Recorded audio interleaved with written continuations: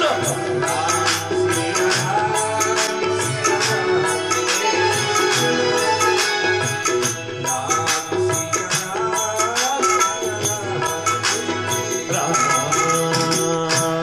आनंदित लग्न पत्रिका जी राजा हिमाचल ने सप्तऋषि सुनाई और उधर भगवान भोलेनाथ कैलाश पर्वत पर तैयार हो रहा है। अनेक प्रकार का गण शिव जी को श्रृंगार करने में जुट गया है। जटा को मुकुट है, सरप रुपए का हार है, काना में कुंडल और कंकण बिछुआ का है, नरमुंड माला रुपए पहने हो या त्रिनेत्रधारी भगवान भोलेनाथ। बूढ़ो ना दियो, हाथ में त्रिशूल और डमरू, बेल पर चढ़ करके ऐसा आनंदित अनेक प्रकार का भूत प्रेत गण उस विवाह रूपे में बरात में। देवताओं दृश्य देखो भगवान भोलेनाथ के तो ऐसी बरात, कोई दुर्बल है, कोई बलवान है, कोई पवित्र है तो कोई अपवित्र है, कोई मोटो है तो कोई छोटो है, कोई तीक्ष्ण है तो कोई बिना खोपड़ी को है, कोई को शरीर रुधिर रक्त खून में लपटे हुए है। ऐसी बरात भूत प्रेत स्वरूपे की सब नाचता गाता जी जा रहा है। देवता विचार करियो, अरे ऐसी बरात के साथ में जावांगा तो हंसी हुएगी। देवता सोचो बरात में तो चलांगा लेकिन अलग ही साधन, यानी अपना विमान सजाया और जा रहे हैं। भोलेनाथ विचार करियो, जाओ देवताओं चाहे लेकिन मेरी बरात तो आए रे सी। प्रथम ही गिरी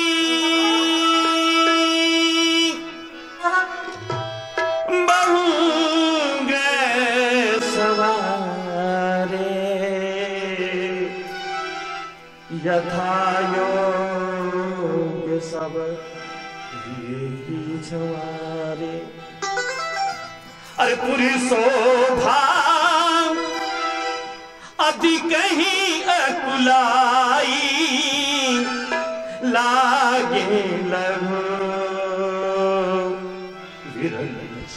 बुनाई। आज ऐसी बरात आनंद में जी जा रही है तो नगर में चर्चा हुई कि ऐसी भूत प्रेत स्वरूपे बरात। नगरवासी डरबा लागा, छोटा छोटा बच्चा अपनी मैया के मां के जाकर के लिपटगा चिपटगा, दरवाजा बंद होना प्रारंभ हुआ है नगर का। घर घर में कोलाहल माच गो रे ऐसी बरात। रानी मेना ने भी वो समाचार मिलियो तो रानी मेना आज जी वो समाचार सुनियो, बड़ा ही विचार करवा लागा। अब जो ही बारात पहुंच गई राजा हिमाचल के द्वार। राजा हिमाचल कहे, हे रानी थाल सजा करके आओ, स्वागत करो। अरे मैना सुबी आरती उतारी, संग सुमंगल गावे गारी।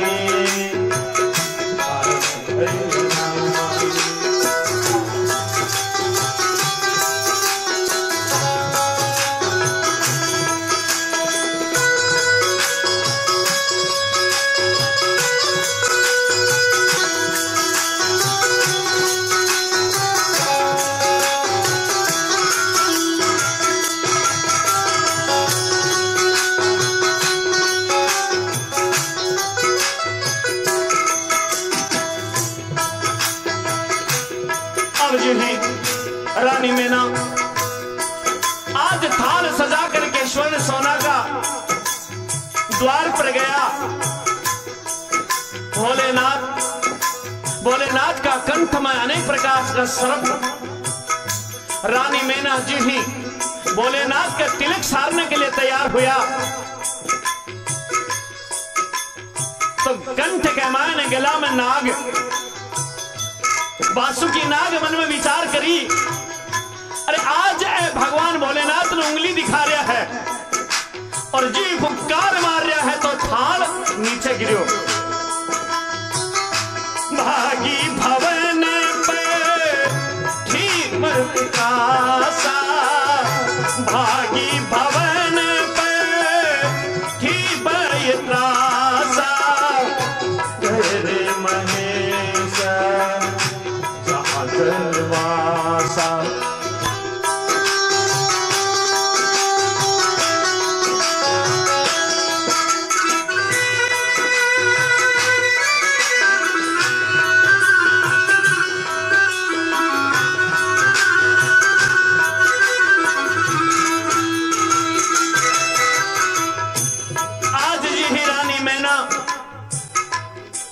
नाग स्वरूप जी फुंकार मार रहे हैं। भोलेनाथ को रूप देखो बूढ़ा तो अपनी कन्या याद आई, मेरी कन्या छोटी और ए बूढ़ा पति। थाल नीचे गिर गया है और बड़ा दुख करके भवन के घर के भीतर भाग करके आया। आता ही पार्वती जी ने गोदी में ले ली।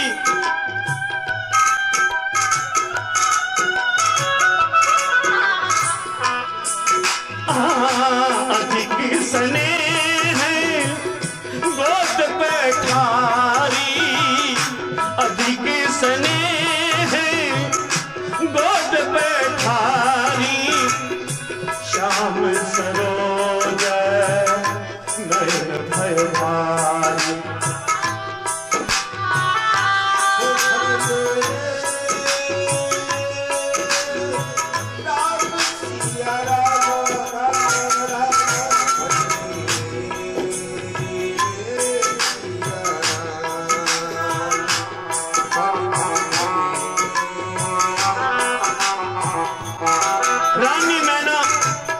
छोटा सा पार्वती जी ने गोदी में लेकर के रोबा लागा।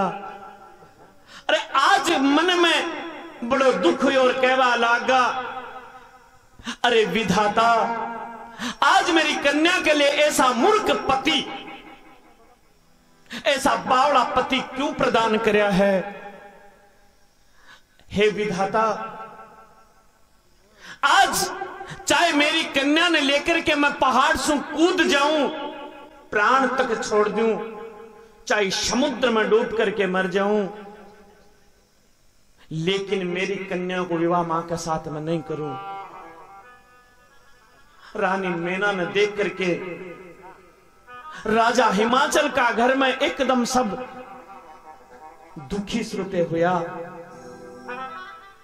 रानी मैना कह रही है मैं नारद ऋषि को कहीं बिगाड़ियो, मैं नारद ऋषि को ऐसो कहीं बिगाड़ियो जो मेरी बस्ती हुई यानी मेरी छोटी सी कन्या को घर बशा पली उजाड़ दे रहा है। मेरी कन्या का घर ने वो उजाड़ना चाहे। अरे भाई तो की योजना मेरी कन्या तप करियो, इको मतलब सत्य है कि नारद ऋषि का मन में दया भाव नहीं। अरे वह तो सदैव ही पराया घर ने बिगाड़ने वाला है, क्योंकि वह विवाह करियो नहीं मन गृह गृहस्थी को कहीं पतो।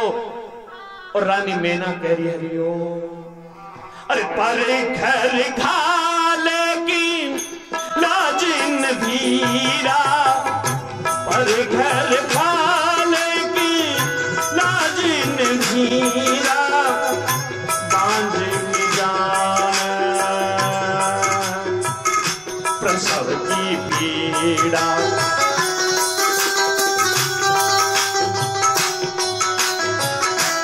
अरे नारद ऋषि घर गृहस्थ ने कहीं जाने, बाकी दशा ऐसी है जी प्रकाश हुए कि स्त्री एक नारी बांझ हुए और बांझ नारी पुत्र पैदा होने की पीड़ा ने नहीं जान सके। उसी प्रकार नारद ऋषि गृहस्थ ने कहीं जाने नहीं बीकीले भाई रे भवानी बोली जूता है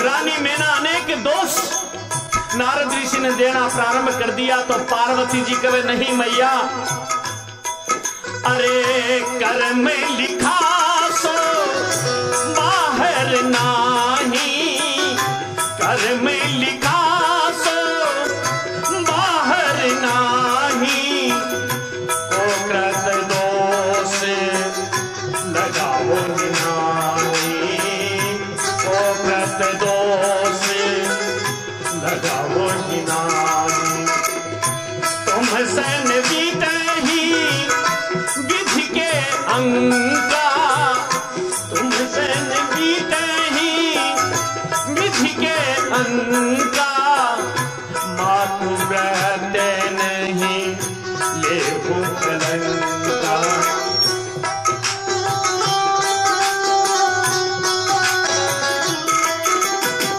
हे मैया, मेरा कर्म में यदि बावड़ो पति लिखो हुयो, मेरा कर्म में यदि बूढ़ो पति लिखे बिन कोई बदल नहीं सके। हे मैया, आप दूसरा ने दोष मत देओ, क्योंकि जो विधाता कर्म में लिख देवे वो फिर बारसों प्राप्त नहीं प्राप्त कर सके। आप दोष लगा करके और स्वयं ने कलंक मत लगाओ रे मैया।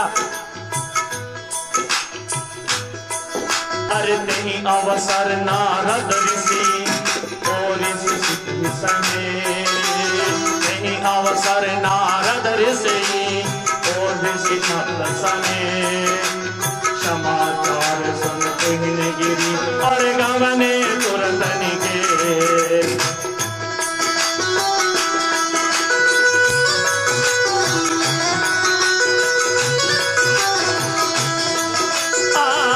मंगल भाविनी अमंगल धारी, मंगल भाविनी अमंगल धारी,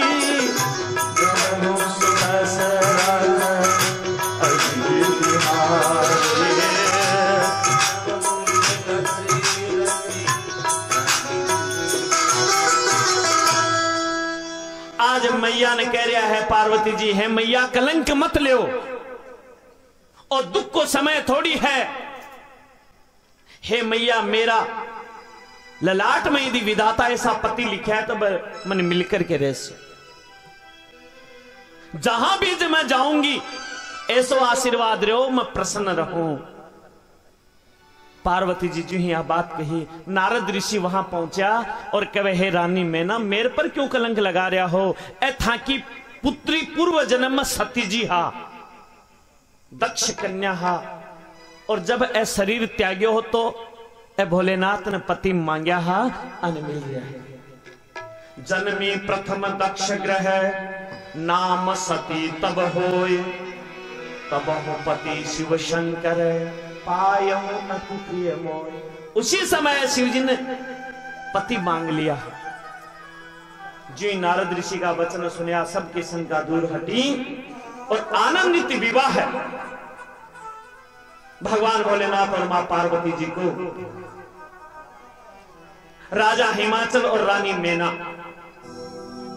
पाणी ग्रहण संस्कार कर रहा है, तो 6 व्यक्ति देखो मंडप के नीचे यहां शब्द आयो है सत्य, यानी 6 व्यक्ति बैठ सके मंडप के नीचे। वर और वधू तो भगवान भोलेनाथ और मां पार्वती। राजा हिमाचल और रानी मैना कन्या का माता पिता। तत्पश्चात बताया है आचार्य स्वरूपे वहां वेदशिरा ऋषि था। वेदशिरा ऋषि राजा हिमाचल का गुरुदेव, और ब्रह्म स्वरूपे ब्रह्मा जी। तो आनंद जननी बहुरी मिली उचित असे सभी की नदी दे रहा देह समेत आवधा दिवग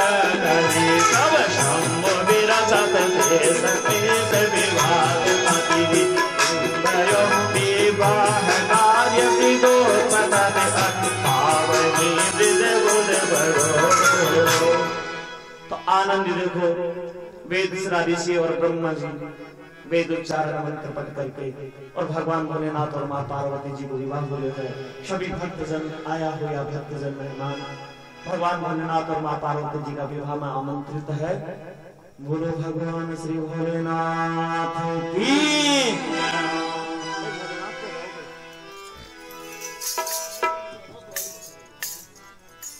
हेलो हेलो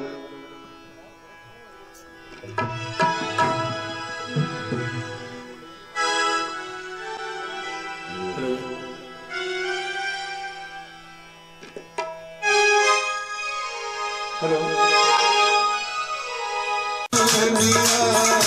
मेरी गोरा जी मैया